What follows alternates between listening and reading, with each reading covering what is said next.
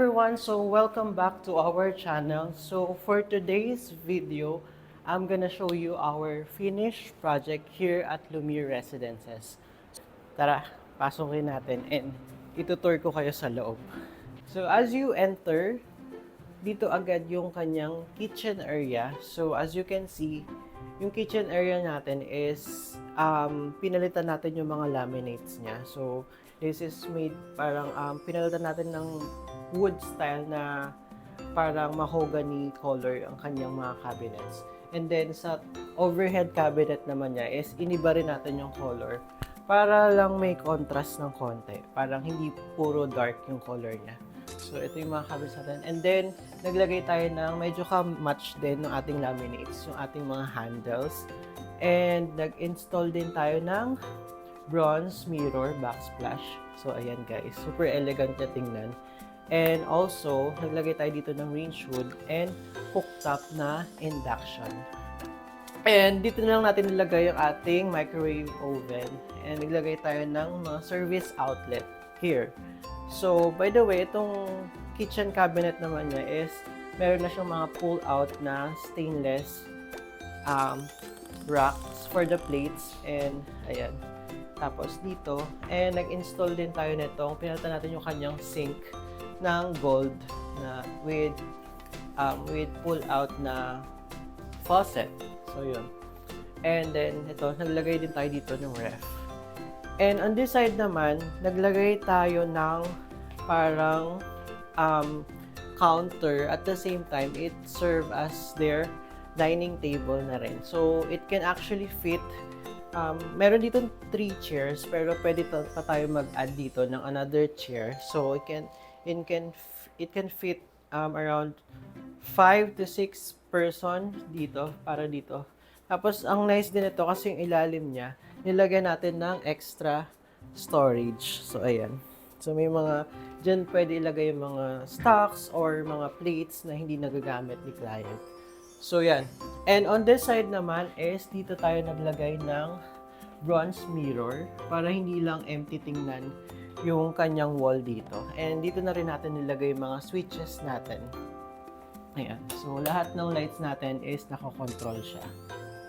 So, yun.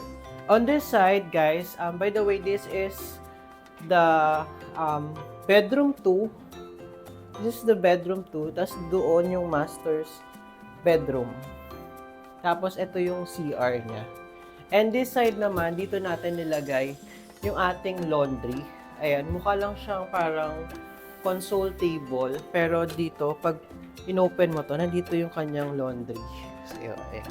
And then, nag-install lang din tayo ng parang accent dito na design na parang may accent na rack and may textured yung wall niya.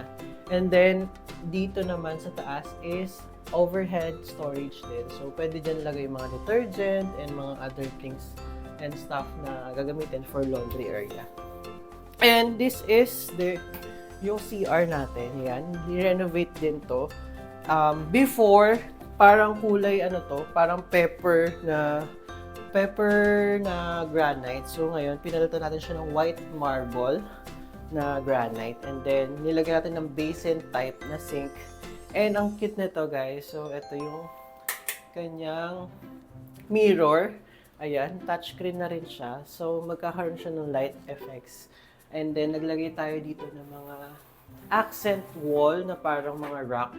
So, ayan, ang ganda niyan pag in-off natin yung lights, tapos yun lang yung nakasindi.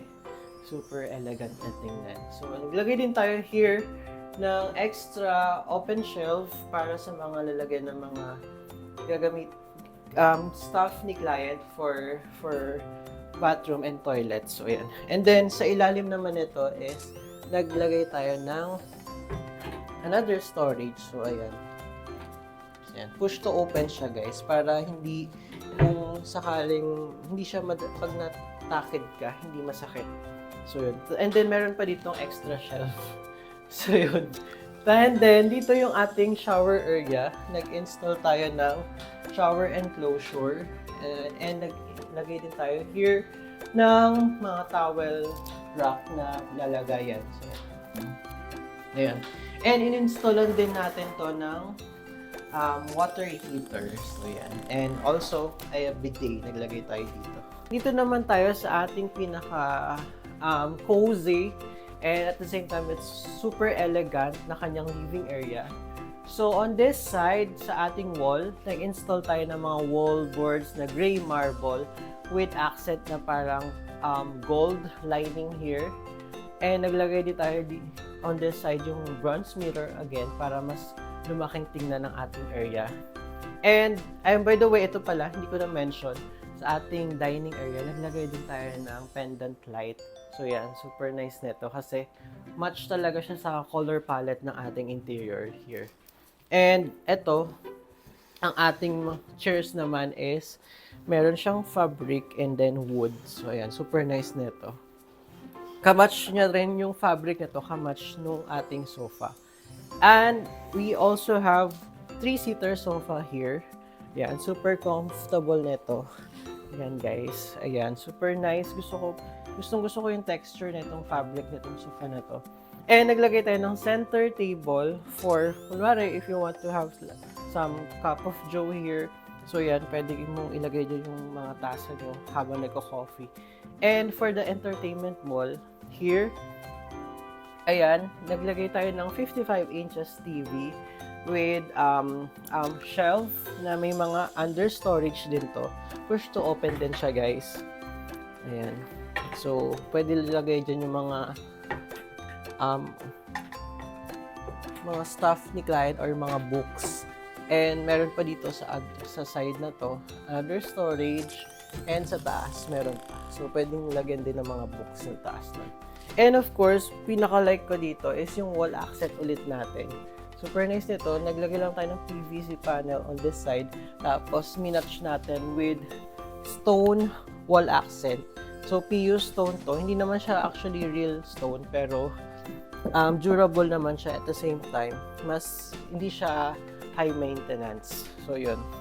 And yung TV pala natin is namamove siya. So, if ever na kumakain kayo dun sa dining, pwede natin siyang itapat sa inyo.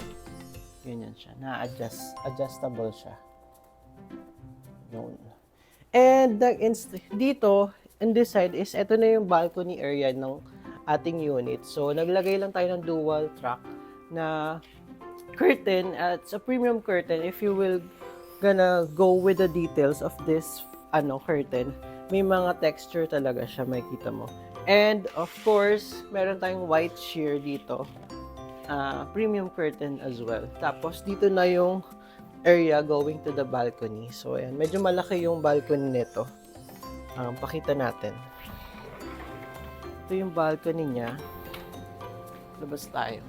Ayan. Super nice ng view dito. Ayan. Gabi na kasi. So, ayan. So, may mga city lights ka na makikita here. So, ayan. And here, balik tayo. Pasukin natin yung master's bedroom naman. So, ito. Ito ang ating master's bedroom. Tanan! So, yan. Naglagay lang tayo dito ng queen size bed. And, of course, para if ever kasi yung mga guest si client. So, naglagay tayo ng pull-out na bed as well. So, may extra mattress dito. I-pull out lang to. So, yun na. Good to go ka na. It can accommodate na 3 packs here in this bedroom. So, actually, yung mattress na kinuha namin is double size. So, if ever, pwede na lang siya ilabas dun sa living area pag may mga extra guests siya. And on the side naman is, naglagay tayo ng headboard na wall na panel. Dito naman sa ating headboard, nag-install tayo ng panel with cove lighting din to. So, super, ang ganda nito ng effect nito sa gabi. Pag in-off natin yung lights, ayan, no? Ayan, ganyan lang siya. And then, ayan, meron din tayong task like dito. For example, mag-read si client during at night. So, pwedeng, yan lang. Mababasa niya yung books na binire-read niya. Tapos yan. And then, naglagay tayo ng side table with, of course, drawer for extra storage lang din. So, yun.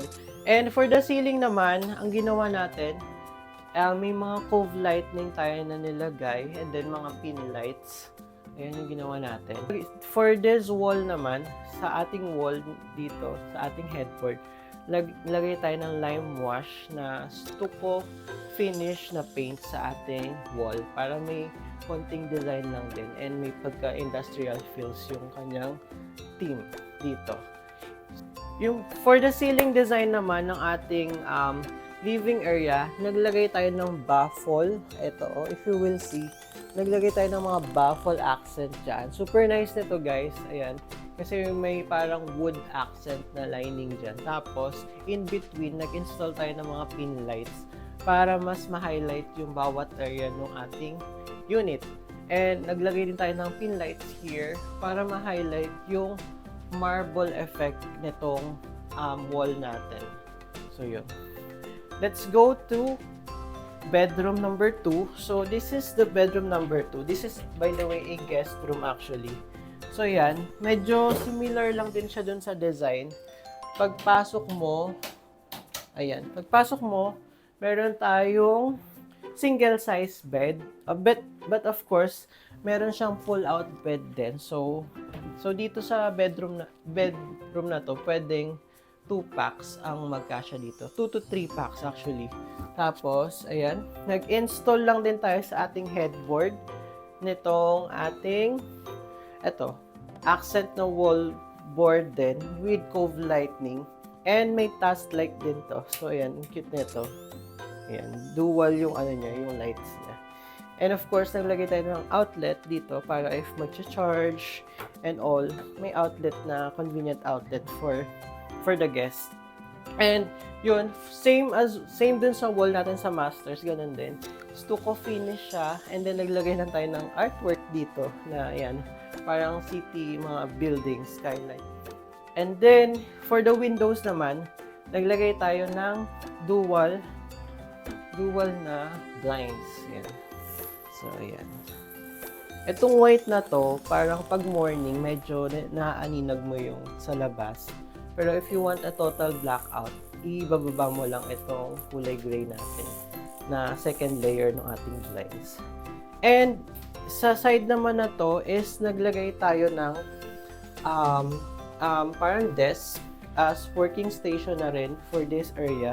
So yan, pwedeng mag-work dito if si guest. And meron pa tong ayan, accent lights. So yan, tchanan! So yan. Tapos here, ito kala mo parang lang to. Pero actually, proof ko lang tong mga design. Ano to? Pwede siyang lalagyan ng mga laundry. So yan, extra storage to. Ayan, nice. Diba? So yun, and then dito, sa kabilang side naman ng table, pa-L kasi siya eh. Meron pa tayong extra storage here. Yan. So yan, pwedeng taguan ng mga gamit. Or pwedeng serves as cabinet na din ni guests for sa mga damit niya. And overhead storage din, ang dami dito. Ayan, puro push to open yan. So ayan, ang dami niyang pwedeng pagtaguan ng mga gamit.